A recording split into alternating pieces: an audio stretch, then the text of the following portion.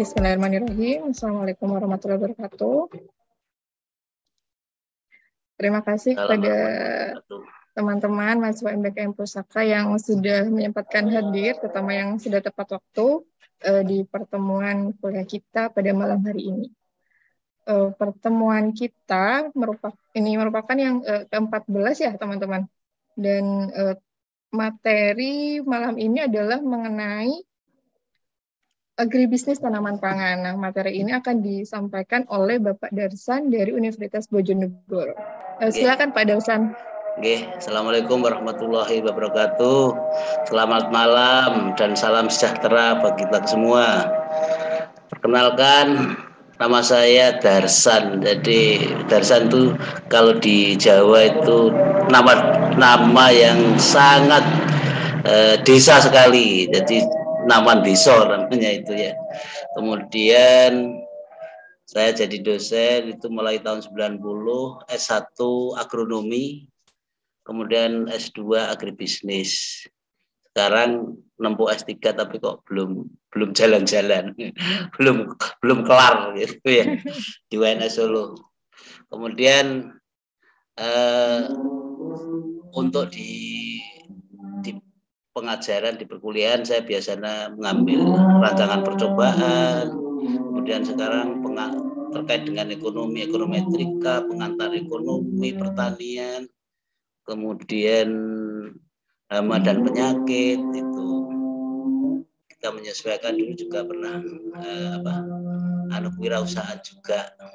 Memang pada awal jadi dosen saya fokus di bisnisnya, jadi pengusaha di tanaman pangan dan bergerak jualan beras juga. Jadi terkait dengan tanaman pangan yang berupa padi sampai jadi jualan beras itu saya tekuni mulai tahun 2001 sampai 2015. Kemudian setelah jabat jadi wakil dekan saya kurangi aktivitas di luar, banyak di kampusnya gitu. Itu aja perkenalan saya. Dari sisi bisnisnya memang ya dibilang lumayan lah gitu. Awal pendapatan saya dari situ. Kalau dari jadi gurunya ini, dari dosennya itu tidak begitu. Cuma sekarang kebalikannya. Jadi Pak Darsan ini dosen sekaligus praktisi pertanian ya teman-teman. Jadi ilmunya sangat luas sekali.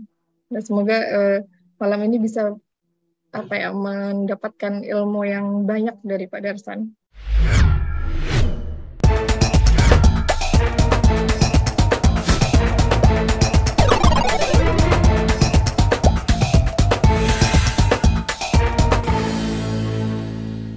Kita mulai pada hari ini yaitu terkait dengan agribisnis benih.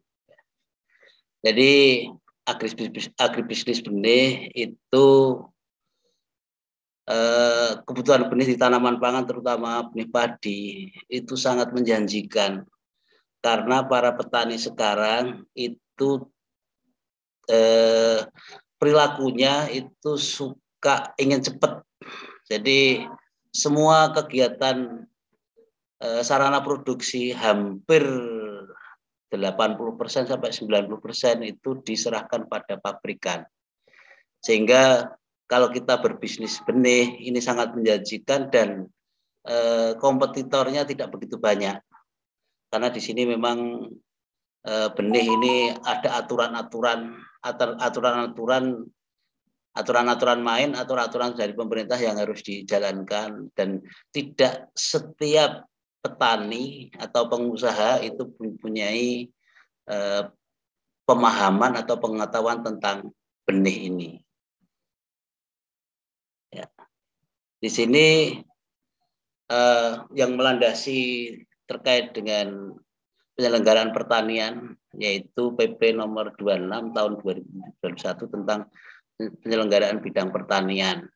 Di sini benih di dalam undang-undang tersebut adalah tanaman atau bagian darinya yang digunakan untuk memperbanyak dan atau mengembangbiakan tanaman. Kemudian yang kedua, varietas lokal adalah varietas yang telah ada dan dibudidayakan secara turun-temurun dan oleh petani serta menjadi milik masyarakat. Ini kalau varietas lokal. Kemudian yang sekarang di benih padi itu rata-rata varietas yang sudah mendapat mendapat izin dari Kementan. Jadi para petani itu sekarang sudah mulai suka atau sudah gandrung kalau di Jawa itu terhadap benih-benih yang bermutu. Jadi sangat menjanjikan kalau kita berbisnis di bidang perbenihan. Kemudian yang ketiga, di sini juga ada pemulia tanaman. Nah, di sini ternyata disebut pemuliaan adalah rangkaian kegiatan untuk mempertahankan kemurnian jenis dan atau varietas tanaman yang sudah ada atau menghasilkan jenis atau varietas tanaman baru yang lebih baik. Nah, ini di sini ada pemulia. Ini tidak malah jarang sekali. Kalau di Bojonegoro memang ada pemulia Pak Sudarmaji. Alhamdulillah kami yang ada di Bojonegoro didampingi oleh pemulia yang ya baguslah, sebab hampir semua tanaman Pak Sudarmaji itu mampu untuk mengawinkan sehingga menghasilkan tanaman-tanaman atau varietas-varietas baru padi atau tanaman yang lain. Kemudian yang keempat dalam PP 26/2021 yaitu benih penjenis, yang selanjutnya disingkat dengan BS adalah benih generasi awal yang berasal dari benih inti hasil perakitan atau varietas untuk memperbanyakkan yang memenuhi standar mutu atau persyaratan teknis minimal benih penjenis. Jadi ini yang dihasilkan oleh para pemulia. Ini jadi seperti Pak Sudarmaji itu juga menghasilkan. Cuma kalau di varietas yang lain yang sudah beredar itu berasal dari balai besar ya, atau balai besar benih yang ada di Sukamandi. Biasanya para penangkar benih itu biasanya ngambilnya dari sana. Kemudian di sini ada juga yaitu benih dasar. Jadi benih dasar itu yang selanjutnya disingkat BD adalah keturunan dari BS. Ya. Jadi benih yang pertama kali dihasilkan oleh pemulia kemudian akan diturunkan lagi atau ditanam lagi oleh balai besar, ya. Kemudian menjadi BS. Ya. Kemudian dari BS ini bisa langsung ke penangkar atau ditangkarkan lagi menjadi benih yang menjadi benih pokok ya, atau BP. Kemudian dari BP ini baru nanti ditanam lagi oleh penangkar yaitu berupa benih sebar atau BR. BR ini dalam peraturan Kementan itu nanti ada empat macam. Nah, semuanya ini merupakan serangkaian produksi benih. Jadi sehingga pada akhirnya didapatkan benih sebar yang bermutu. Walaupun di lapangan kadang-kadang para petani itu merasa tidak puas karena para penangkar ini kurang disiplin terhadap seleksi pada saat tanaman, sehingga di benihnya tingkat kemurniannya kadang-kadang kurang.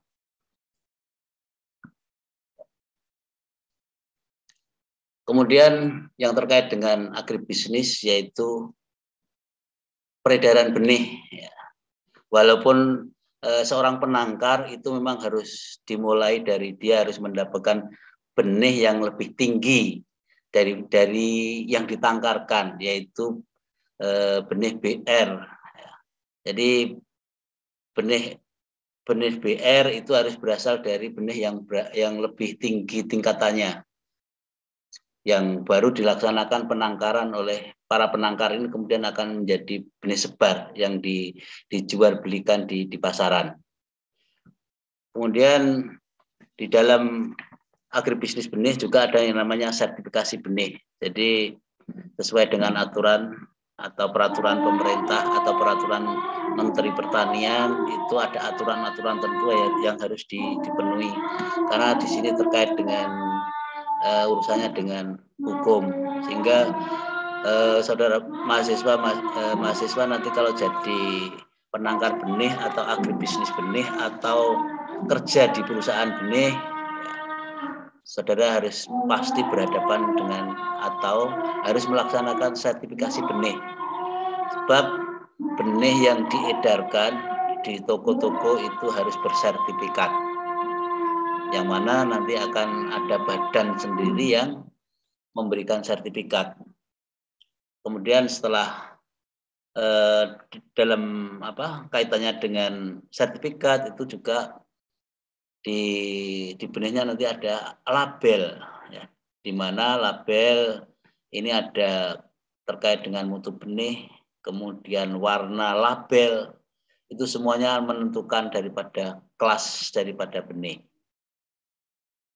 Kemudian Menteri Pertanian untuk mengatur produksi, sertifikasi, dan peredaran benih itu membuat peraturan nomor 12 tahun 2018, di mana di sini kalau saudara menjadi penangkar benih itu harus mendapat izin dari bupati atau wali kota. Untuk mendapatkan izin tersebut, saudara harus melampirkan atau membuat surat permohonan kepada bupati atau wali kota. Dan biasanya di setiap kabupaten itu ada petugas BPSB ya, yang menangani terkait dengan sertifikasi benih dan pelabelan. Kalau saudara berada di kabupaten, saudara bisa mendekat ya, bisa mendekat ke Dinas Pertanian, kemudian mendekat lagi dengan petugas BPSB. Di sana saudara akan, kalau jadi pebisnis atau penangkar benih, saudara tidak lepas dari petugas tersebut, karena petugas tersebut nanti yang akan memberikan labelnya, ya, label benihnya.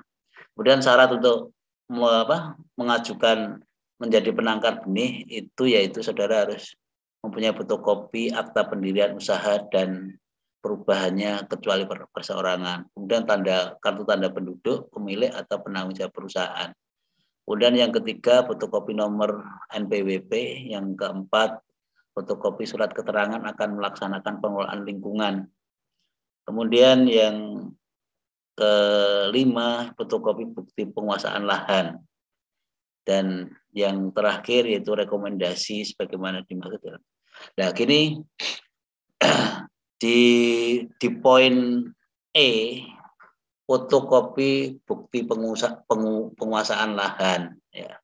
Itu saudara kalau jadi penangkar benih kemudian saudara tidak punya lahan, bisa bekerja sama ya. Bisa bekerja sama dengan para petani ya.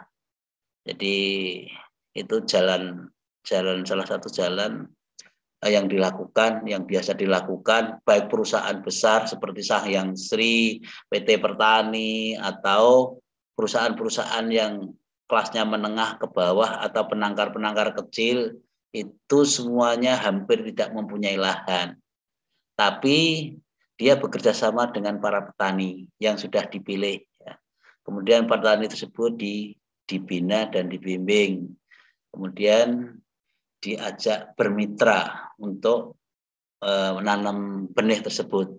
Kemudian produknya saudara kalau jadi pengusaha itu yang mengolahnya untuk sampai mendapatkan izin ya, atau mendapatkan sertifikat dan mendapatkan label dan memasarkannya. Di sana yang intinya dari agribisnis ya. Jadi saudara tidak harus melakukan penanaman sendiri, tapi bisa bermitra dengan para petani. Sebab di setiap hampir tempat-tempat desa atau di pertanian itu ada 2 atau 3 orang itu yang mempunyai kemampuan di sana. Kalau tidak punya kemampuan, saudara bisa membina sehingga bisa diajak untuk bermitra. semuanya bisa ya, jangan menyerah begitu aja. Kemudian izin, untuk mendapatkan izin itu harus ada identitas dan domisili pemilik, data lahan, lokasi lahan, status kepemilikan lahan, jenis tanaman, dan rencana produksi. Jadi untuk mendapatkan izin sebagai penangkar itu harus ada atau punya identitas seperti ini.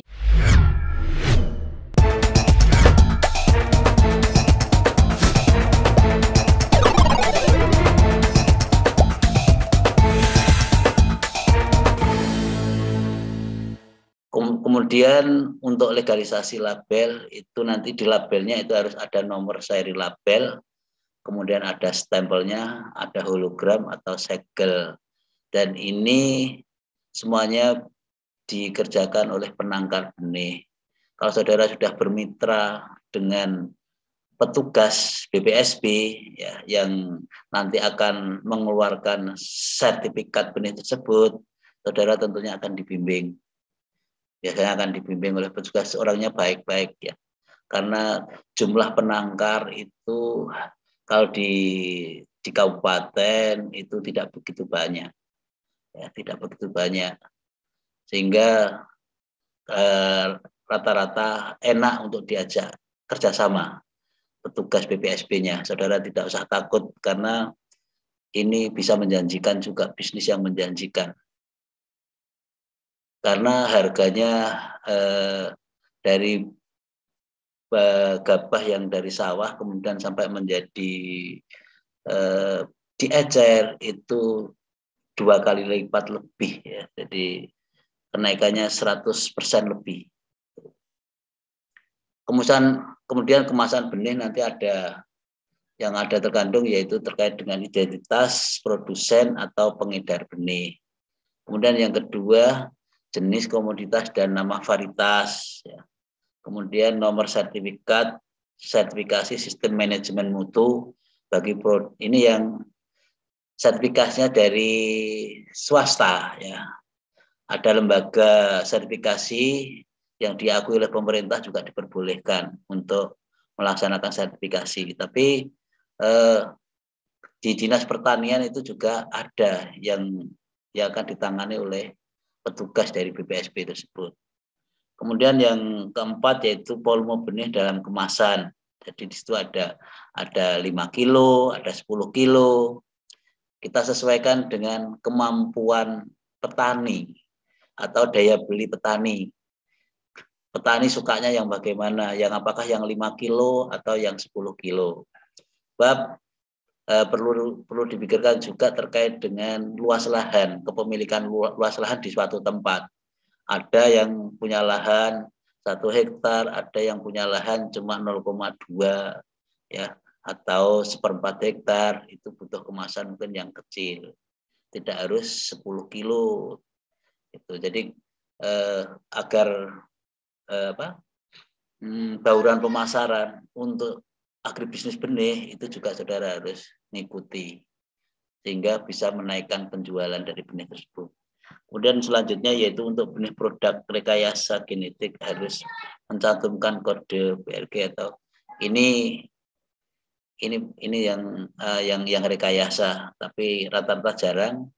Rata-rata yang beredar di pengecer itu masih benih-benih hasil persilangan. Kemudian kalau tidak persilangan ya ada yang dari Badan Tenaga Atom itu ya, masih, tapi belum begitu banyak. Tapi yang rata-rata yang banyak beredar itu masih dari persilangan. Kemudian yang terakhir yaitu bahan aktif pestisida dan bahan kimia yang diaplikasikan. Ini juga dicantumkan pada kemasan benih. Ya. Kemudian klasifikasi benih padi in hibrida. Tadi itu kan ada hibrida dan ada yang in hibrida. In hibrida ini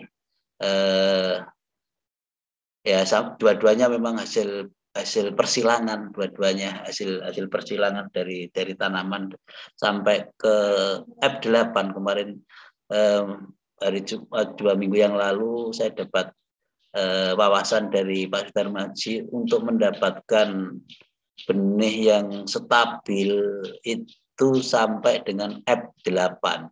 Jadi untuk mendapatkan benih yang baru itu dibutuhkan waktu 4 tahun. Jadi lama sekali. Kemudian, tapi kalau saudara seorang agribisnis tidak usah kepingin jadi pemulianya, ya. Cukup jadi penangkarnya itu sudah menjanjikan, ya. Itu kalau saudara kelola dengan fokus dan benar, itu sangat menjanjikan karena di sini kompetitornya tidak begitu banyak. Kelas benih yaitu yang benih penjenis atau breeder seed, ya. Ini berlabel kuning, harganya ya 1 kilonya karena ini dihasilkan oleh pemulia, ya, harganya 1 kilonya sekitar 30.000 sampai 45 atau bahkan mungkin sampai 50.000 tergantung pasarnya, ya. Kalau pasarnya semakin kuat, ya, tentunya harganya akan semakin mahal karena hukum ekonomi nanti akan jalan, ya. Hukum ekonomi akan jalan. Kalau yang minta banyak, kemudian yang bisa memproduksi seorang breeder atau pemulia, ya otomatis dia akan minta yang mahal. Kalau produknya bagus, ya, dan disukai oleh para petani. Kemudian yang kedua, benih dasar atau foundation seed atau BD. Ini berlabel putih, harganya masih di bawahnya, mungkin 25 sampai 30.000 atau lebih sedikit. Ini turunan daripada label kuning, ya. Jadi label kuning ditanam, kemudian ditanam lagi, jadilah benih dasar. Kemudian yang ketiga yaitu benih pokok atau stock seed atau BP. Ini berlabel ungu. Ini turunan atau tanaman daripada label putih atau FS, ya. Nah, kalau ini biasa disingkat dengan SS. Kemudian yang biasa, ya, yang biasa ditangkarkan itu ya benih sebar ini, ya. Saudara mainnya di sini di benih sebar ini atau extension seed atau BR, ya. Kemudian di sini ada di BR itu ada empat kelas, ya, berlabel biru. Jadi yang benih sebar itu berlabel biru. Saudara bisa nanam untuk mendapatkan benih sebar itu saudara bisa menggunakan benih dasar atau foundation seed atau bisa juga menggunakan benih pokok atau stock seed, ya. Atau dari berlabel putih atau berlabel ungu, kemudian saudara tanam, nanti akan menghasilkan label biru, ya. Akan menghasilkan label biru. Itu. Kemudian label biru ini baru dibisniskan, ya, dicarikan sertifikat, ya. Setelah dicarikan sertifikat, sudah dapat sertifikat, kemudian dibuatkan label. Setelah itu dijual ke pasaran. Kemudian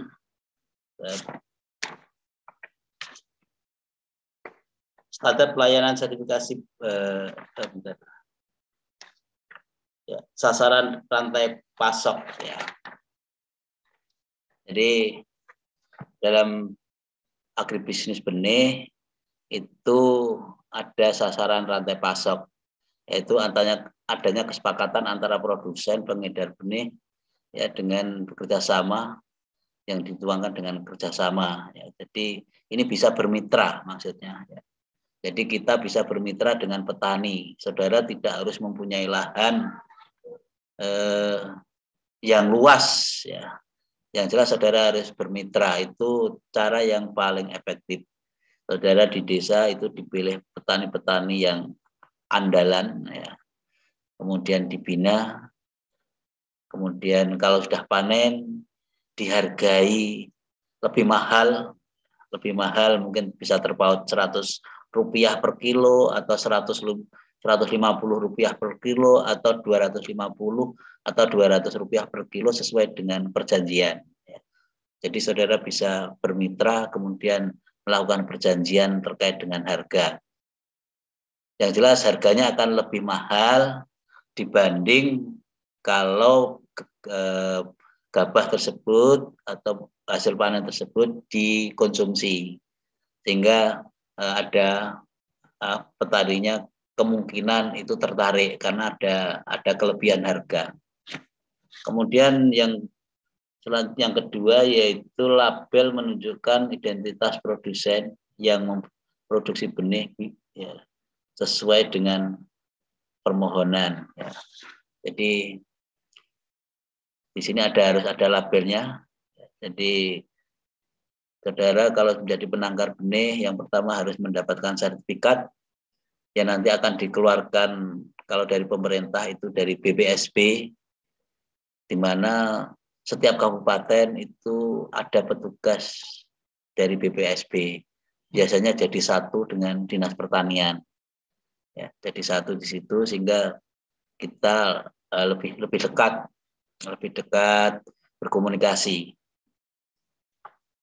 Kemudian apabila yang ketiga, apabila benih tanaman pangan diedarkan oleh pihak lain dengan menggunakan kemasan dari produsen yang memproduksi benih tanaman pangan, maka pada kemasan tersebut dicantumkan tulisan atau diproduksi oleh dan dipasarkan pihak lain yang tercantum di dalam MOU. Jadi kalau saudara tidak mempunyai kemampuan untuk memasarkan, ya, bisa bekerja sama dengan pihak lain. Ya.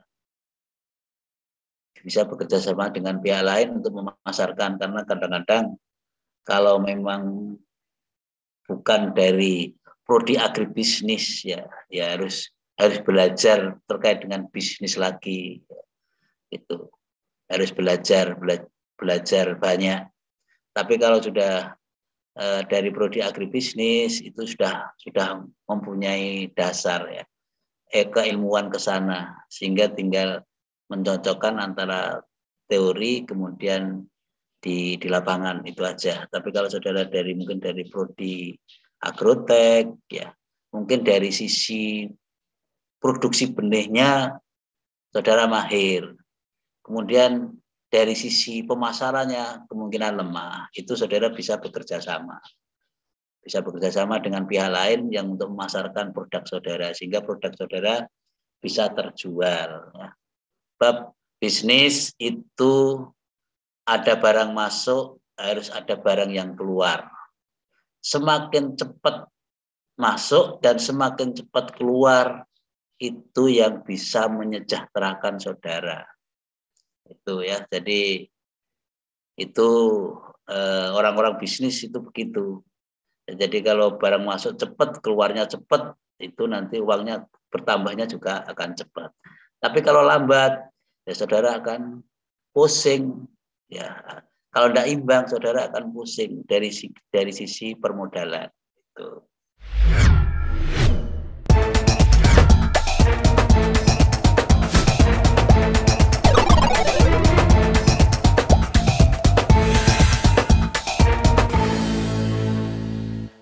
Ini adalah distribusi atau distributor benih, ya, di rata-rata di daerah atau di provinsi atau di kabupaten seperti itu. Ya, ini di sini ada lembaga penelitian BP, ini biasanya seperti di IPB, balai benih padi di Sukamandi, itu menghasilkan di sini. Kemudian ini akan menghasilkan benih BS, ya, atau breeder seed. Breeder seed akan dibeli oleh produsen benih. Ya. Kalau tidak begitu, oleh BP ini diperbanyak lagi. Ya. Kemudian baru dibeli produsen benih. Ya.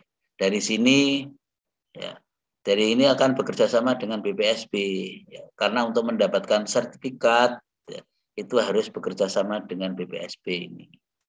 Setelah itu, baru kalau kelasnya masih tinggi, masih BS, bisa lagi dijual lagi ke produsen benih, ya, atau ke penangkar benih lagi. Ya. Kemudian baru diturunkan lagi, dijual ke pedagang benih. Ya. Kemudian di sini pengecer, ya, dalam bentuk SS bisa ES ya. Kalau ES ini benih sebar, kalau gini SS benih stock seed atau benih pokok ya. Saya kadang-kadang ya kalau ada yang SS juga tambah seneng karena tingkat kemurniannya akan lebih tinggi dibanding yang ES. Itu biasanya begitu. Tapi kalau yang SS tidak ada, ya ES pun biasanya juga digunakan. Yang ini yang benih ES ini yang dibeli oleh para petani. Gitu. Kemudian di setiap jalur ini ada biayanya. Jadi semuanya ada biayanya dan kalau dari sini sampai ke sini memang harganya penurunan sebab di sini suatu misal 50.000 per kilo, di sini paling sekitar 12.000. Pada posisi sekarang rata-rata benih padi yang dijual di pengecer itu sekitar 12.000 untuk padi in hibrida. Tapi kalau untuk padi hibrida memang mahal ya. Memang mahal karena pembuatannya juga agak rumit untuk padi hibrida. Tapi untuk padi in hibrida begitu sudah ditemukan oleh pemulia, kemudian tidak biasanya rata-rata tidak berubah setelah ditanam. Tapi kalau padi hibrida setelah ditanam oleh petani, nanti ditanam lagi itu produksinya akan berubah. Bedanya di sana hibrida dengan yang non hibrida. Mungkin kalau dari prodi agrotek itu sudah sangat paham sekali. Tapi kalau dari prodi agribisnis memang tidak diberikan di sana secara khusus ya itu. Karena orang agribisnis itu pada prinsipnya bisnisnya yang dikuatkan, tidak perlu harus menjadi pemulia, harus menjadi yang handal, yang memproduksi benih yang handal, tidak begitu. Fokusnya memang beda. Ini terkait dengan distributor benih yang di tingkat mulai dari BB, ya, Balai Benih Padi, sampai ke petani. Jadi ada bermacam-macam kelas benih. Ya. Kemudian ini standar pelayanan sertifikasi benih. Jadi kalau saudara ingin agribisnis benih, kemudian saudara ingin mendapatkan sertifikat, saudara harus mengolah benih yang berasal dari panenan, baik punyaan saudara sendiri maupun bermitra. Ya. Biasanya para penangkar benih itu beli calon benihnya itu dari petani yang sudah dibina tersebut dalam bentuk gabah kering sawah ya, atau kering sawah atau kering panen. Biasanya gitu dengan kadar bisa juga 20%, 18%, bahkan kalau musim penghujan di atas 20%. Kemudian setelah itu dikeringkan, ya, dikeringkan, gabah tersebut dikeringkan sampai kadarnya sekitar 13%. Ya. Jadi ini penting, ya, kadar air ini. Kadar air itu terkait nanti dengan umur daripada benih tersebut untuk mampu hidup. Ya, kuncinya di kadar air. Kemudian terkait dengan benih murni, ya, terkait dengan benih murni ini setelah tanaman padi mulai jebul atau mulai keluar maleh, ya, sudah mulai menunduk, itu saudara bisa melakukan regrowing atau pemotongan, ya, jadi pengambilan, ya, jadi benih-benih ada varietas lain kalau ada di tanaman sebagai calon benih itu diambil, ya, dipotong malainya sehingga nanti akan mendapatkan benih yang murni. Kemudian perlu dicatat juga peralatan panen, ya mungkin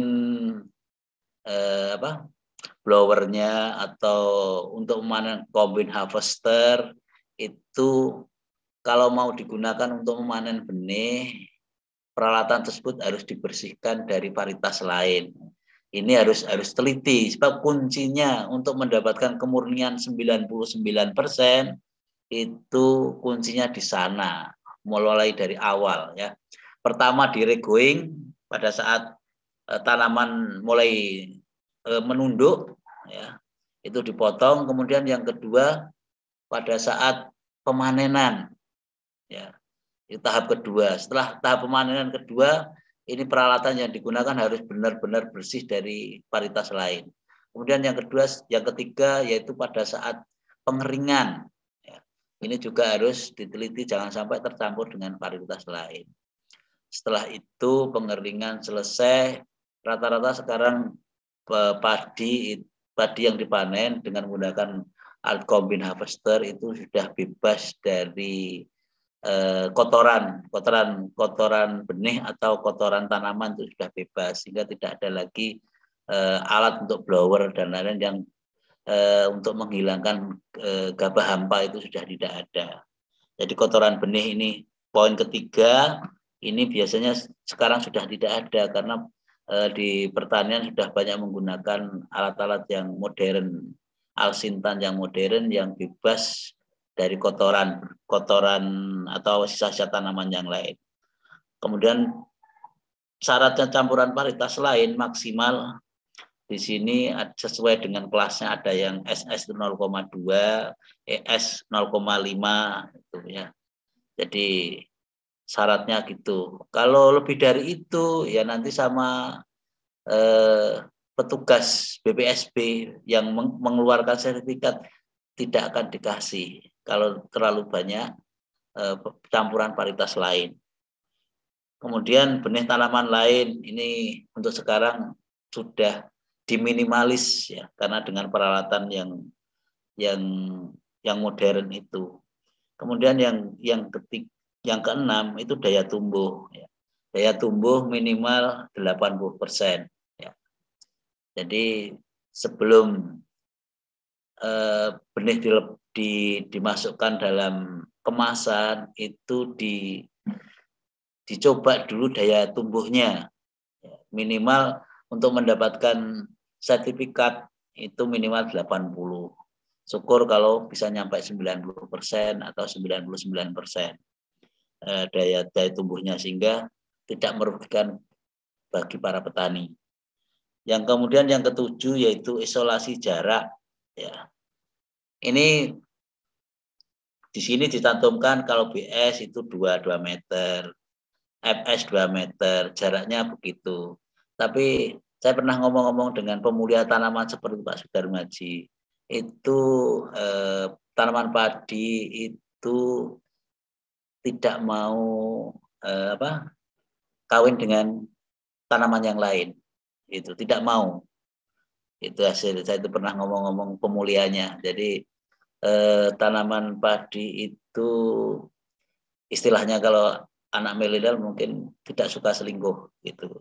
Beda dengan tanaman jagung. Ya, kalau tanaman jagung itu sangat suka selingkuh. Minta jaraknya itu 300 meter isolasinya. Bisa juga kalau tidak begitu ya isolasi waktu tanamannya harus beda. Di sini disebutkan untuk isolasi waktu. Jadi untuk nanam benih itu ada isolasi jarak, juga ada isolasi waktu.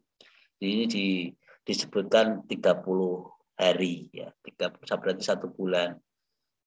Ini rasanya sulit diterapkan. Kalau kita nanam padi sendirian ya nanti hamanya ya seperti tikus, burung, emprit itu nanti akan kewalan itu.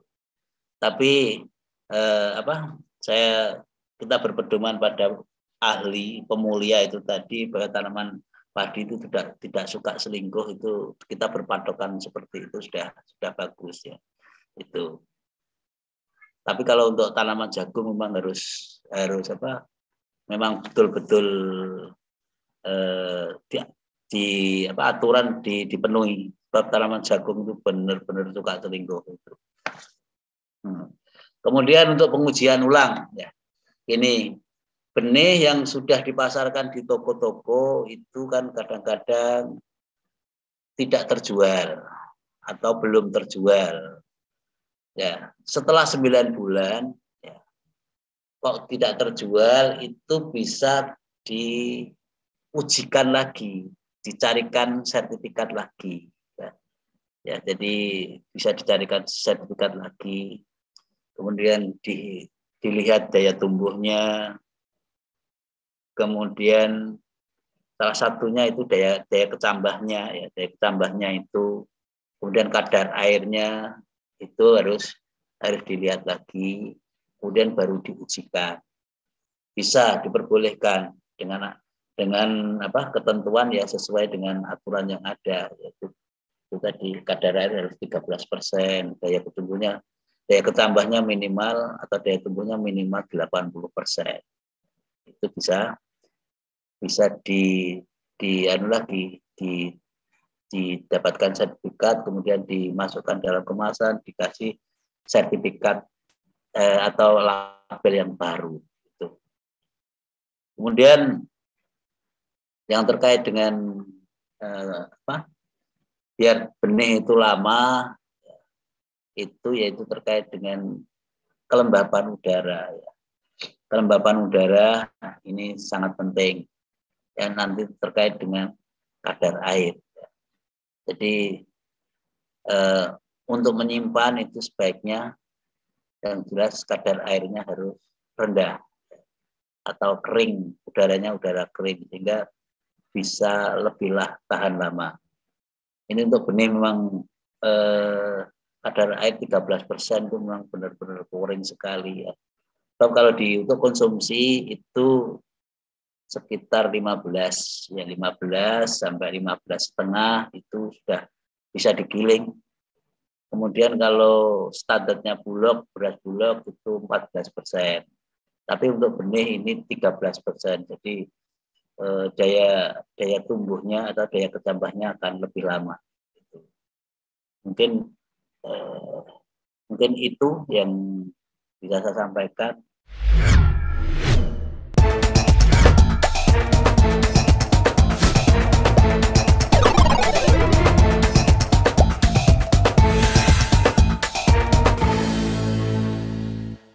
Baik, terima kasih banyak Pak Darsan atas penyampaian materinya.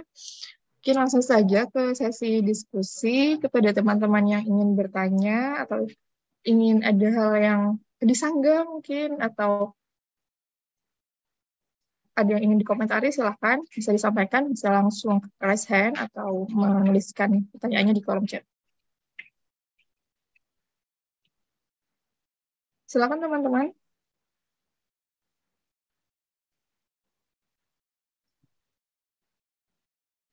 Sepertinya nih malu-malu ya Pak.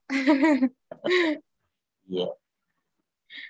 Dari Universitas Bojonegoro mungkin, atau sudah bosan nih diajar oleh Pak Darsan? Iya, sudah bosan. Atau mungkin bisa bertanya mengenai ini pengalaman Pak Darsan sebagai praktisi. Boleh juga tidak harus apa yang sudah disampaikan juga, bisa juga kalian bertanya mengenai pengalaman atau hal-hal yang biasanya ditemui sebagai praktisi.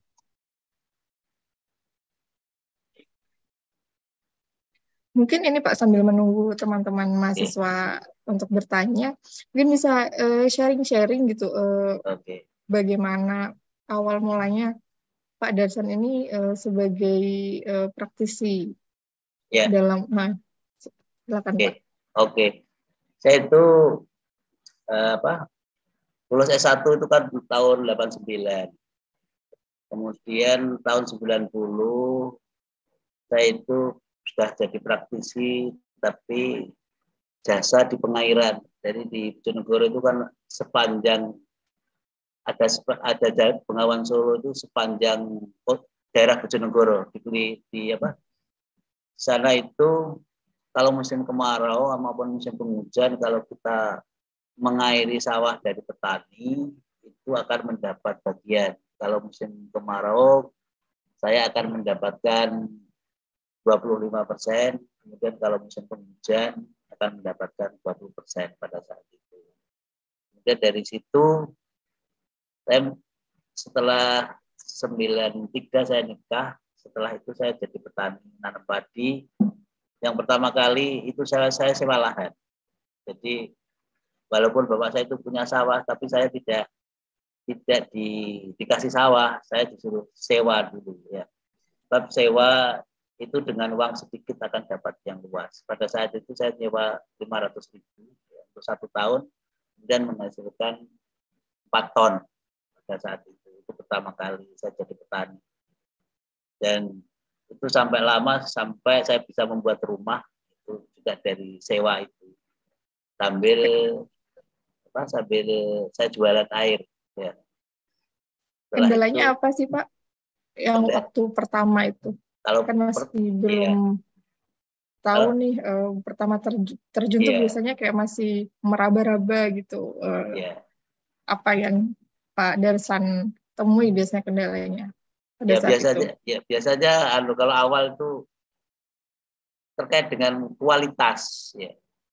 Terkait dengan kualitas yang kita hasilkan, gabahnya yang kita hasilkan itu karena belum pengalaman bisa saja roboh karena terlalu banyak kita ngasih nitrogen, pupuk urea itu berlebihan, sehingga produk yang kita hasilkan itu kurang bagus karena roboh, otomatis nanti produksinya tidak maksimal, kemudian kualitas produknya juga tidak seragam. Kemudian setelah dengan berjalannya waktu, selalu mengamati, berpikir, itu menghasilkan kualitas yang bagus, itu bisa dibikin gitu ya. Jadi tanaman padi itu pada saat awal, kalau metode sekarang kan, kalau metode dulu itu urea itu pada awal itu dikasih banyak, kemudian pada pemupukan kedua itu baru sedikit. Tapi kalau sekarang itu kan yang awal sedikit, kemudian yang kedua banyak ureanya. Memang ya benar juga teknologi yang sekarang. Tapi kalau dulu tidak seperti itu, jadi ureanya banyak. Nah, kemudian kalau setelah padi umur 30 hari itu 40 hari itu waktunya mulai bunting. Ya. Maka sebelum itu harus dikasih pupuk fosfat. Karena pupuk fosfat itu hubungannya terhadap pembungaan. Yang baik itu pupuk fosfat itu dikasihkan pada saat awal. Jadi pada saat pemupukan pertama itu bisa dicampur dengan pupuk urea, fosfat sekalian dikasihkan. Harapannya karena pupuk fosfat ini sulit untuk larut, ya, sehingga pada saat dibutuhkan itu tersedia. Kemudian setelah tanaman itu jebul atau keluar malek, itu yang dibutuhkan tidak lagi fosfat, tapi kalium. Jadi kalium, K-nya harus dikuati. Mungkin K-nya itu bisa dikasihkan atau dicampur dengan pada saat pemupukan urea yang kedua. Sehingga nanti harapannya tanamannya menjadi kokoh. Itu setelah tanamannya kokoh, sudah tidak mudah roboh. Mungkin sampai dikasihkan urea yang kedua itu porsinya sedikit. Sehingga nanti akan menghasilkan tanaman yang kokoh, tidak mudah roboh. Harapannya nanti ada kualitas produksi bagus. Tapi sekarang ada pupuk-pupuk yang disemprotkan itu ada yang N-nya tinggi, biasanya NPK ya. N-nya tinggi, kemudian P-nya sedengan, K-nya ya sedengan atau di bawahnya. Bapak maaf saya potong, ini ada yang tanya dari teman mahasiswa, dari Mas Reza. Di kolom chat Pak. Dari pengalaman pertanyaannya, dari pengalaman saya pribadi, dari masa ke masa banyak masalah dalam pertanian di Indonesia seperti subsidi pupuk, benih dari pemerintah yang kadang bermasalah, pengairan, kemudian distribusi hasil, serta pasar yang cenderung naik turun. Menurut Bapak, idealnya pertanian kita itu seharusnya seperti apa ya Pak, guna menunjang ketahanan pangan nasional terlebih pada masa modern ini? Anak-anak muda cenderung kurang tertarik menjadi petani. Terima kasih. Mungkin bisa langsung jawab Bapak. Ini memang anak muda itu tidak begitu tertarik pada sektor pertanian karena melihat para petani itu tidak sejahtera. Tapi perlu diingat, para petani sekarang itu rata-rata tidak berasal dari SMK pertanian atau sarjana pertanian. Tuh. Sehingga dia tidak punya kemampuan dasar ilmunya. Itu dari sisi ekonomi yang bisa menyejahterakan pun tidak punya. Sehingga banyak yang kalau tetangganya panen tomat yang harganya mahal, dia akan berbondong-bondong tanam tomat. Kemudian kalau tetangganya tanam cabai, harganya mahal, akan berbondong-bondong tanam cabai. Kemudian kalau tetangganya tanam jagung, harganya mahal, akan berbondong-bondong tanam jagung. Itu yang menyebabkan para petani kita tidak bisa sejahtera. Karena hukum pasar akan berjalan. Tuh. Kalau produknya berlebihan, otomatis harga akan turun. Itu yang dari sisi bisnisnya harus dicermati. Saudara, kalau ingin jadi petani milenial, itu harus dari sisi bisnisnya dicermati. Kalau saya, pertanian yang berkelanjutan itu pertanian yang secara ekonomi menguntungkan. Tuh. Jadi memang kami dari orang bisnis ya, praktisi itu yang bisa menyebabkan pertanian berkelanjutan itu ya dari sisi ekonomi harus menguntungkan. Tuh. Kalau saya pribadi sangat enjoy di sisi ini karena kami sejahtera, kami bisa jadi dekan, bisa jadi dosen karena dari pertanian itu ya. Itu untuk kalau dan ini kan mahasiswa Fakultas Pertanian otomatis mempunyai background teori yang kuat dari pertanian. Kemudian kalau memang bukan dari agribisnis, saudara harus belajar banyak dari sisi bisnisnya. Itu. Kalau saudara dari prodi agroteknya dikuatkan sudah kuat, dari sisi bisnisnya juga harus belajar. Sama dengan saya, Pak Dasan dulu juga dari agronomi. Dari sisi bisnisnya tidak kuat, tapi dengan bekerja secara cerdas, ya. Bukan bekerja keras, ya. Tapi bekerja cerdas, itu bisa melampaui semuanya. Semuanya bisa dipelajari, karena saudara sudah biasa belajar. Tuh, jika bisa membaca. Kalau kurang puas ya nanti S2-nya ngambil agribisnis begitu. Jangan ngambil agrotek lagi. Gitu. Yang bisa mensejahterakan itu agribisnis gitu. Kalau agroteknya saudara kuatkan, saudara akan jadi ahli di agroteknya juga dari sisi pasarnya nanti bisa memprediksi. Ya. Sebab kalau di agribisnis itu kan kalau sudah pengalaman itu bisa memprediksi untuk tanam ini ke depan yang harganya bagus apa, itu kan ada ilmunya semua, itu yang bisa mensejahterakan. Mungkin itu jawaban yang bisa saya berikan. Baik, sangat menarik sekali nih Pak ya pertanyaannya dan jawaban dari Bapak juga. Jadi yang ideal itu sebenarnya kita harus punya ilmunya sehingga bisa diaplikasikan secara maksimal seperti itu ya Pak. Betul ya, kita harus punya ilmunya. Dan sustainable itu tidak hanya berkelanjutan itu tidak hanya secara teknikal saja, secara teknis saja, tapi juga secara ekonomi ya Pak. Secara ekonomi, kalau praktisi begitu, harus secara ekonomi. Ini insight baru terutama bagi teman-teman yang berasal dari prodi yang teknis gitu Pak, seperti agronomi atau proteksi tanaman seperti saya, seperti itu. Baik, bagaimana Mas Reza? Apakah ada tanggapan mungkin? Oh ini Pak, ada tanggapan dari Mas Reza.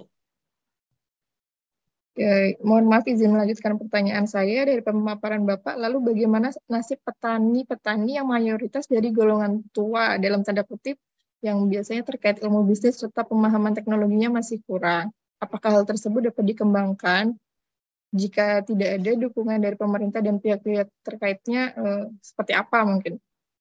Ya, mungkin jawaban saya itu orang bisnis itu beda. Ya. Kalau dari sebab kapan dari saya juga berdebat dengan orang FISIP ya. Kalau orang FISIP itu kan kalau ada masalah itu dicarikan solusinya. Tapi kalau orang bisnis itu enggak. Ya, kalau ada masalah itu dibiarin nanti sawahnya saya yang beli, begitu. Saudara nanti kalau jadi pebisnis ya begitu pasti. Ya, karena sukses di pebisnis, kemudian dapat uang banyak, ya saudara nanti akan beli sawah-sawah yang yang para petaninya sudah tua, tidak punya ilmu, itu saudara nanti yang gantikan, begitu. Itu kalau dari sisi bisnis, Bang Pak Darsan kadang-kadang jahat juga. Memang orang bisnis harus begitu. Itu bukan orang bukan orang pengambil kebijakan ya. Memang pemerintah itu kadang-kadang tidak pro terhadap petani. Kadang-kadang begitu, kadang-kadang juga. Tapi juga ada sisi baiknya, juga ada sisi lemahnya. Seperti tahun ini pemerintah subsidi dikurangi, subsidi pupuk dikurangi. Itu harapannya apa? Kalau di kelompok tani saya juga dulu juga jadi ketua kelompok tani juga gitu loh. Kemudian saya bergabung dengan kelompok tani, ketua-ketua kelompok tani sekecamatan Kaltudu itu sekarang giat ke penggunaan bahan-bahan penggunaan memanfaatkan bakteri atau jamur-jamur yang bermanfaat bagi pertanian untuk menyuburkan tanah. Dan hasil dari teman saya dan saya coba itu bisa mengurangi pupuk sampai 50%. Jadi kalau nanti pemerintah itu benar-benar menerapkan tidak mau ngasih subsidi pada petani, subsidi pupuk pada petani, ya sudah siap gitu. Ya mudah-mudahan di daerah lain, ya mungkin mahasiswa yang dari yang lain itu petani diarahkan ke sana penggunaan bakteri seperti PSB, fotosintesis, penggunaan bakteri yang lain mungkin E4 atau yang lain yang diterapkan di produksi benih itu yang dari IPB itu semuanya kan diterapkan di Balet, itu Bandung, Bojonegoro. Ya itu bagus ya. Itu bisa mengurangi pupuk subsidi sehingga para petani tidak lagi tergantung pada pemerintah. Karena orang bisnis itu tidak boleh sangat tergantung pada orang lain. Ya harus dirinya sendiri yang bisa membuat eksis ya. Begitu. Kalau saya itu tidak pernah tergantung pada petugas pertanian gitu. Kita harus karena orang-orang kampus dan orang-orang yang berpendidikan, kita harus sambil jalan melakukan pengamatan.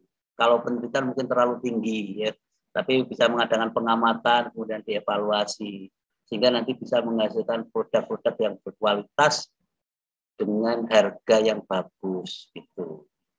Itu solusinya begitu.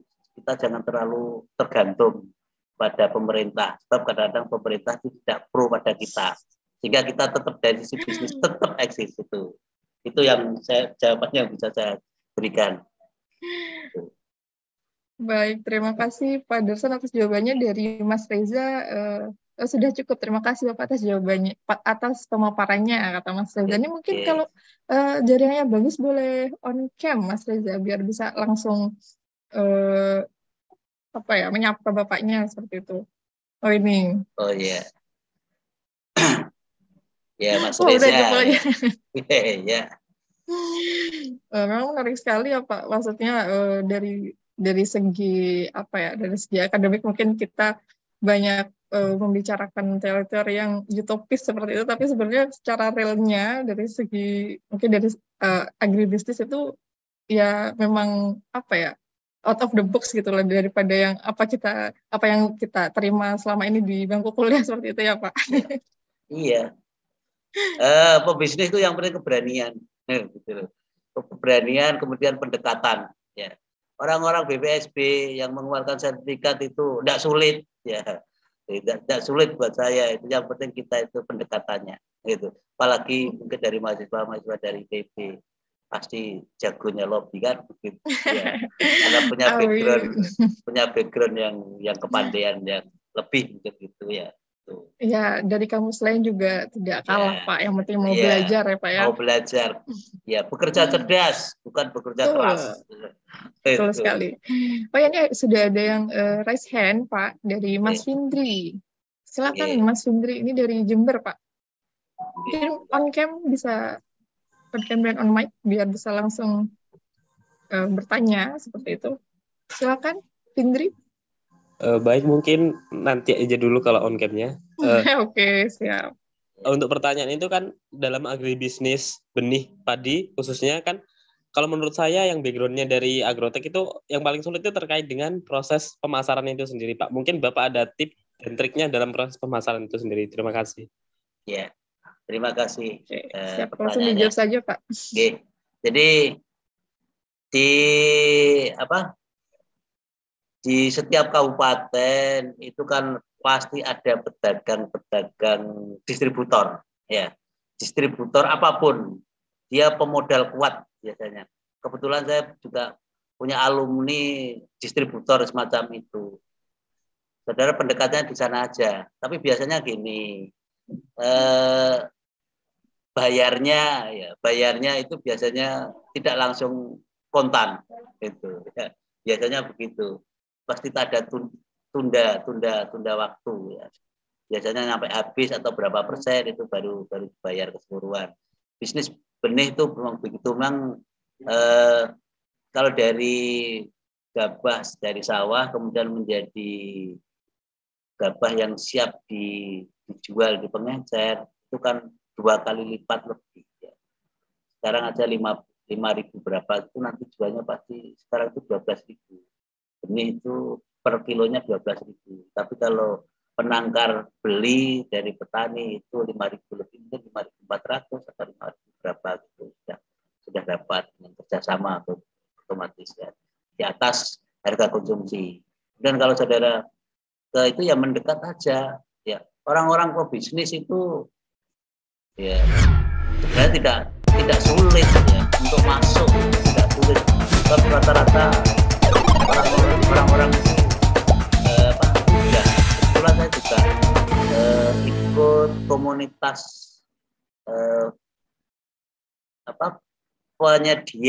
penyedia sarana produksi pertanian ya benih ya obat-obatan, pestisida dan lain-lain, itu saya ikut bergabung di situ juga gitu. Kalau saya amati mungkin pada awal mungkin jadi pengusaha itu kadang-kadang yang sulit itu pada saat awal, tapi begitu sudah jalan itu tinggal kipas-kipas, semuanya berjalan dengan HP ya, dengan komunikasi itu aja sudah dapat duit semua. Itu. Jadi kita mendekat aja, cuma biasanya harus modalnya mungkin pada saat awal itu yang agak besar. Ya kita mulai dari yang kecil, mungkin produksi berapa. Yang pertama kali setelah mendapatkan sertifikat yang jelas pasarnya itu yang memasarkan itu ya toko-toko pertanian itu. Mungkin bisa motong tata niaga atau rantai pemasaran. Saudara langsung ke pengecernya, kerjasamanya dengan pengecernya. Tidak harus lewat distributor. Kalau distributor nanti harganya, di samping harganya juga kadang-kadang pembayarannya juga, kalau dari pembayarannya rata-rata itu ditunda, tidak langsung cash. Ya, biasanya begitu. Untuk pemasarannya tidak sulit karena para petani kita sekarang itu hampir 95% itu benihnya sangat tergantung pada produsen benih. Itu. Kemudian perusahaan-perusahaan BUMN ya seperti Sahyang Sri, PT Pertani, kelihatannya kredibilitasnya tak begitu kuat akhir-akhir ini. Itu menurun mungkin dari sisi kualitas, itu kurang bagus. Itu kalau saudara bisa membuat kualitas yang bagus, bisa menjaga kualitas yang bagus, ya produk saudara nanti akan disukai cepat biasanya ya. Begitu produk saudara bagus, itu akan didengarkan oleh para petani. Saya juga petani kan, dia tahu. Jadi sistem petani itu kan lihat tetangganya kalau bagus dia juga akan ikut gitu. Nah, itu ya, oke, itu pemasarannya. Baik, jadi yang intinya adalah pendekatan ya Pak di masa-masa awal seperti itu. Yeah. Bagaimana Mas Indri, kalau ada tanggapan boleh langsung ditanggapi? Atau bisa juga ke kelompok tani. Itu para kelompok tani itu orangnya enak-enak, gitu ya. Kalau masarkan ke kelompok tani juga, sampai cari kelompok tani, rata-rata kelompok tani yang sudah dipilih oleh Dinas Pertanian itu dari segi karakternya bagus. Jadi karena para kelompok tani ini pekerja sosial, ya. Jadi mindset pekerja sosial rata-rata bagus. Bisa bekerja sama di sana untuk pemasarannya. Itu kalau mungkin untuk yang awal, kok saudara ingin bekerja sama dengan kelompok tani, itu enggak usah mendapatkan sertifikat, ya apa-apa. Itu alasannya untuk lingkungan sendiri. Tapi kalau saudara pajang di toko, harus ada sertifikatnya, harus ada labelnya. Itu mungkin yang bisa saya berikan. Baik, ya. Pasarnya. Bagaimana Mas Indri? Apakah menjawab? Apabila ada yang ingin komentar atau disanggah mungkin boleh disampaikan. Monggo, Bapak. Ini ada dari Mas Willy Brodus dari Stiper Flores Bajawa. Sebenarnya bukan pertanyaan sih, saran ya untuk IPB ini sebenarnya.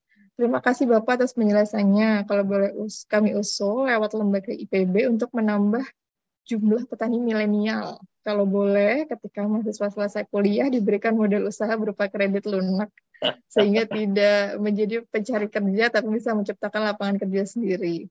Selama ini ada kue, tapi persyaratan agak rumit sehingga bagi pengusaha baru tidak bisa mendapatkan pinjamannya. Kalau ada program khusus yang lulus kuliah boleh diberikan pinjaman. Sangat menarik sekali ya sarannya. Mungkin kur ya?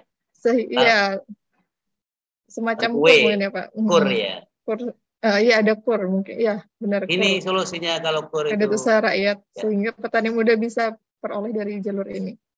Sangat menarik sekali nih Pak. Ada tanggapan nggak Pak dari saran seperti ini? Ini aja, kalau lulus dari pertanian itu saudara mendekat ke kelompok tani. Itu caranya. Kalau dengan kelompok tani itu kur agak begitu ribet, gitu ya. Jadi kelompok tani itu kan boleh minjam dengan kur ya. Dengan kur itu boleh saudara mendekat di sana di kelompok tani sambil belajar di kelompok tani. Saya pun dulu juga pengurus kelompok tani, jadi pekerja sosial. Jadi tahu banyak di kelompok tani.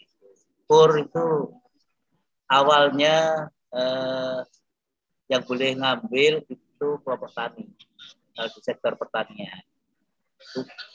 Kemudian secara berkelompok walaupun menggunakan agunan. Kalau saudara pinter pendekatan terhadap mungkin ketua kelompoknya atau orang-orang yang berpengaruh di situ, kan bisa mendapatkan modal dari sana. Ya, mendapatkan modal dari sana.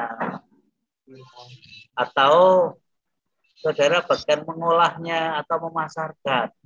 Nah, yang penting saudara punya petani.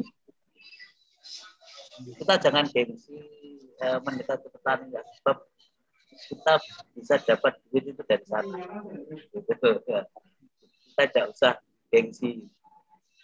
Saya dulu juga awal dari situ, kemudian sampai jadi ketua Kotak Tani Nelayan Andalan Kabupaten itu juga dari kelompok tani.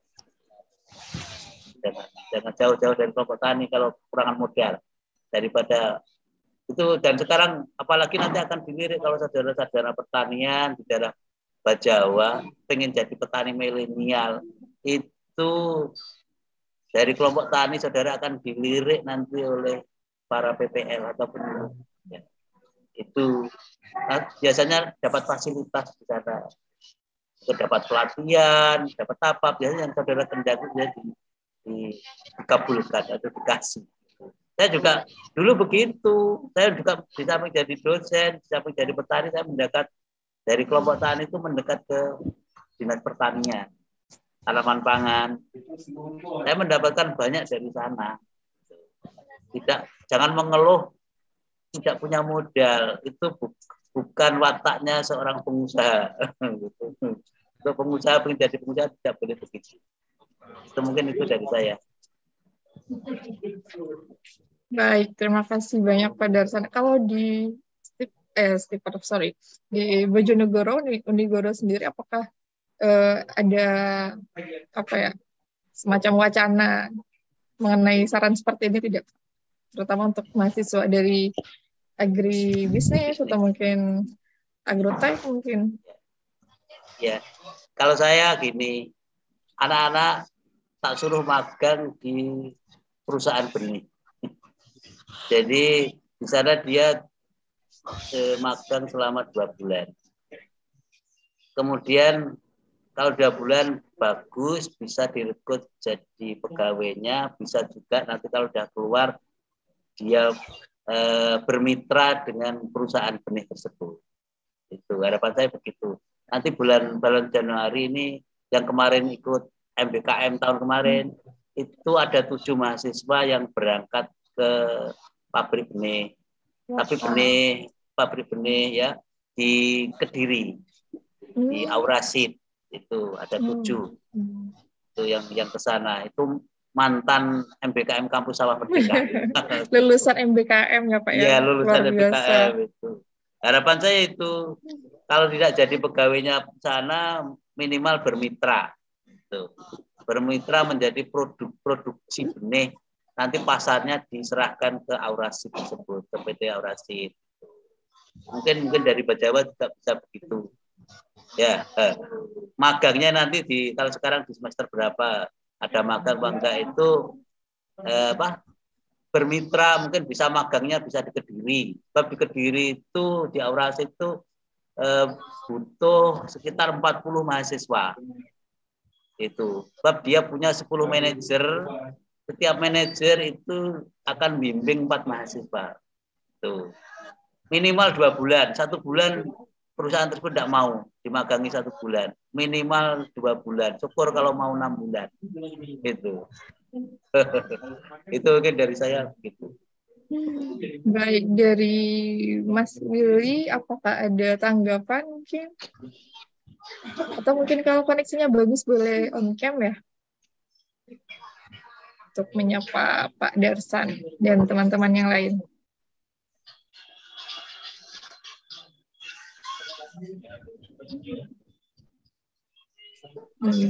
Belum ada tanggapan. Mungkin teman-teman yang lain, apabila ada yang ingin ditanggapi atau ada yang ingin ditanyakan, didiskusikan, boleh langsung raise hand atau menuliskan pertanyaannya atau tanggapannya di kolom chat. Kita masih ada waktu ya mungkin sekitar 10 menit lagi. Jadi diharapkan bisa memaksimalkan kesempatan diskusi ini. Ya, silahkan. Bisa ketemu. Iya. Dari Pak Darsan Unigoro, dosen dan praktisi. Mantap sekali ya Pak. Mungkin sambil menunggu pertanyaan teman-teman yang lain nih Pak, pertanyaan dari saya. Iya, terkait tadi pengalaman Bapak sebagai praktisi tadi kan disebutkan lebih ke bagian teknisnya gitu, budidayanya yang baik seperti apa itu kan perlu ibarat try and error gitu. Jadi pertamanya error dulu, nanti nyoba lagi dan didapatkan ternyata yang terbaik itu seperti ini. Nah, kalau dari aspek agribisnisnya, kendala yang dihadapi itu apa saja sih Pak? Dan mungkin dari pemasarannya, ternyata awalnya tuh sulit juga gitu. Atau seperti apa, Pak? Ya, dari kalau produksi benih ya, kalau produksi benih itu sisi pemasaran itu butuh modal yang besar karena itu tadi bayarnya di belakang, itu butuh modal yang besar itu di situ itu. Mungkin bisa kita siasati yaitu tadi bergabung dengan kelompok tani. Atau kalau tidak begitu ya produksinya jangan banyak-banyak pada awal. Kalau nanti sudah mampu untuk berproduksi banyak, ya monggo gitu, silahkan. Itu sebab di sana benih padi itu dikeringkan itu harus ditahan selama 1 bulan karena orang-orang agrotek ini masih tahu ya ada masa dormansi. Setelah itu baru dicarikan sertifikat. Itu. Setelah dapat sertifikat baru bisa diedarkan. Jadi perputarannya agak lambat di sini. Tapi kalau itu sudah berjalan dan berputar terus ya sama saja. Cuma modalnya besar. Tapi juga begitu selisihnya antara gabah yang di sawah dengan yang dijual di pengecer itu juga 100% lebih dan mungkin bisa tertutupi di sana. Kemudian pada saat awal itu bisa kita memanfaatkan kur, ya, kredit kur itu bisa kita manfaatkan. Karena kredit tersebut bunganya hanya 0,5 per bulannya. Tapi yang 0,5 tapi subsidi oleh pemerintah. Tuh. Kemudian syaratnya kan sebenarnya syaratnya itu harus punya usaha dulu. Itu kan bisa kita siasati mungkin orang tua kita atau kerabat kita punya usaha ya. Kemudian setelah mendapatkan dana tersebut harus benar-benar fokus gitu. Jadi saya pun ya, bukan dari kalau saya itu tidak pernah punya uang banyak. Gitu. Strategi saya itu gitu. Saya itu selalu pinjam di bank. Jadi kalau saya beli sawah, beli apa itu paling punya 30%-nya. Yang 70%-nya saya pinjamkan di bank. Tuh, kemudian sambil jalan saya harus angsur. Ini ada Mbak Agnes nih mau bertanya kah? Halo. Oh, mungkin kepencet ya. Iya.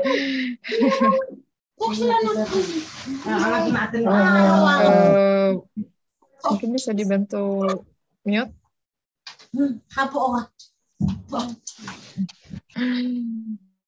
Oke, dari teman-teman yang lain, apakah ada yang ingin ditanyakan? Oh, ini ada tanggapan Pak dari Mas Billy. Terima kasih Bapak atas penjelasannya, informasi magangnya siap dilanjutkan ke depannya. Wah, mantap sekali. Oke, baik. Dari teman-teman yang lain, apakah ada yang ingin bertanya mengenai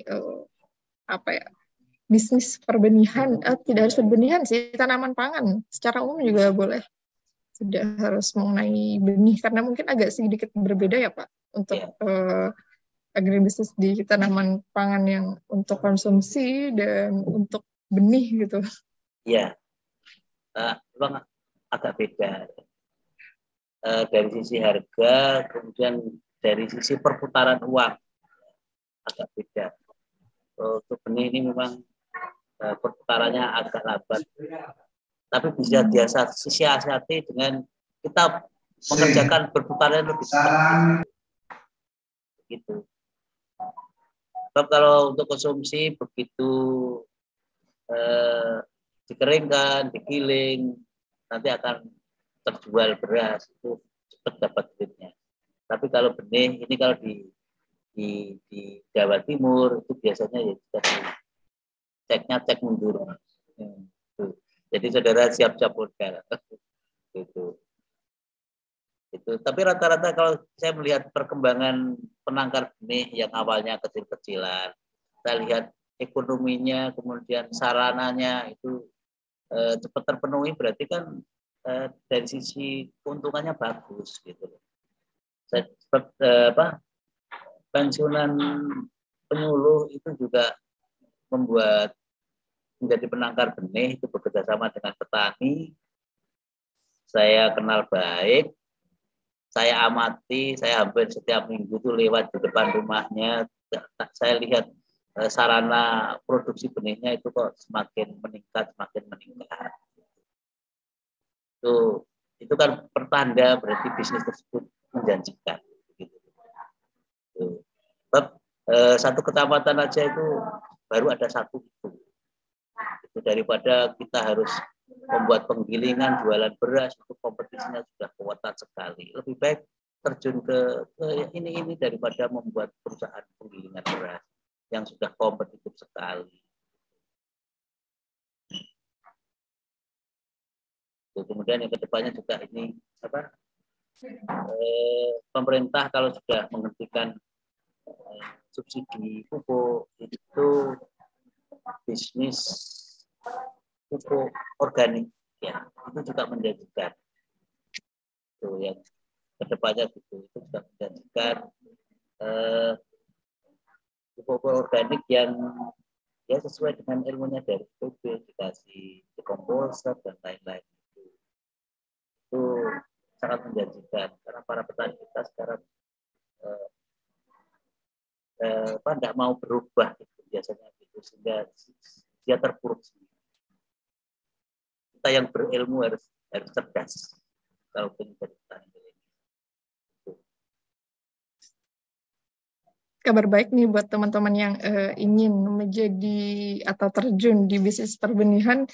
Ternyata memang menggiurkan ya Pak, menguntungkan ya Pak ya. Jadi ini kabar baik sekali nih buat teman-teman, jadi lebih termotivasi seperti itu. Ya. Baik, apakah ada yang ingin bertanya lagi? Ya, kita fokus kalau nanti sudah berusaha ini, fokus jaga kualitas. Tuh. Nanti kalau sudah jaga kualitas para petani akan tahu tetangganya nanam ini kok bagus, pasti tanya. Sebab para petani itu belajarnya itu dari tetangganya, bukan dari ahlinya. Ya. Jadi hasil yang akan berbicara ya Pak ya. Iya, hasil yang berbicara. Jadi promosi terbaik. Ya, promosinya nanti juga percobaan di kelompok tani, nyoba, kelompoknya suruh nyoba, ya sudah bagus. Itu untuk promonya, mungkin kita kehilangan 10 kilo, tapi nanti akan mendapatkan harganya. Kalau sudah bisa dikendalikan oleh kelompok tani, ketua kelompok tani dan lain-lain itu, ya pasarnya jelas. Tidak usah ke masyarakat, ke toko-toko yang lain bisa.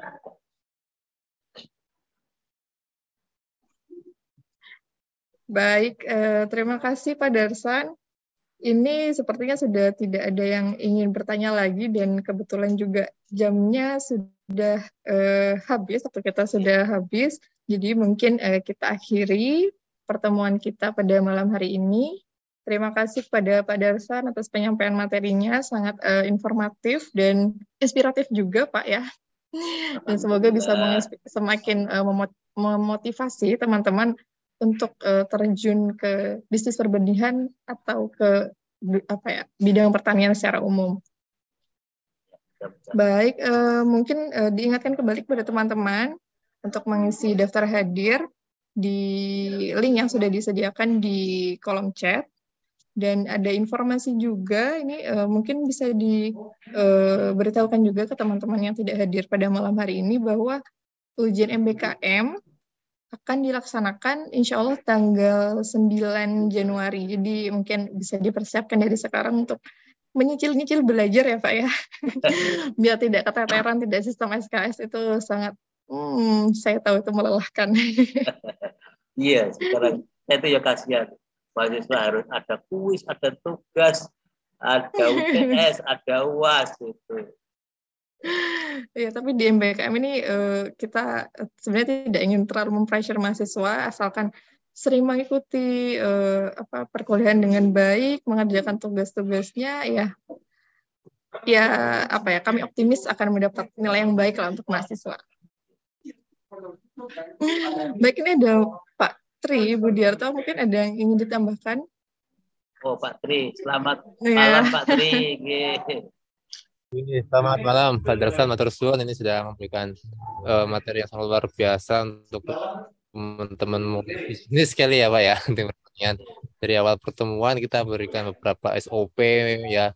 Sekarang ya dari Pak Darsan ini dosen sekaligus praktisinya ya Pak Darsan ya. Semoga teman-teman mau berwirausaha utamanya di bisnis berbenihan. Oke, matur suwun Pak Darsan.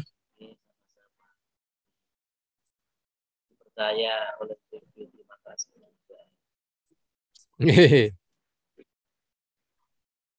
Terima kasih Mbak Niki. Ya. Oke, baik. Terima kasih sekali lagi Pak Darsan dan teman-teman yang sudah hadir sampai akhir pertemuan ini. Saya Niki Alfa. Mohon maaf apabila ada salah-salah kata. Akhir kata, wassalamualaikum warahmatullahi wabarakatuh. Waalaikumsalam. Saya juga mohon maaf kekurangan dan salahnya. Terima kasih. Terima kasih kembali Pak Darsan, Pak Tri, dan teman-teman. Izin end meeting, Bapak. Salam sehat selalu. Amin.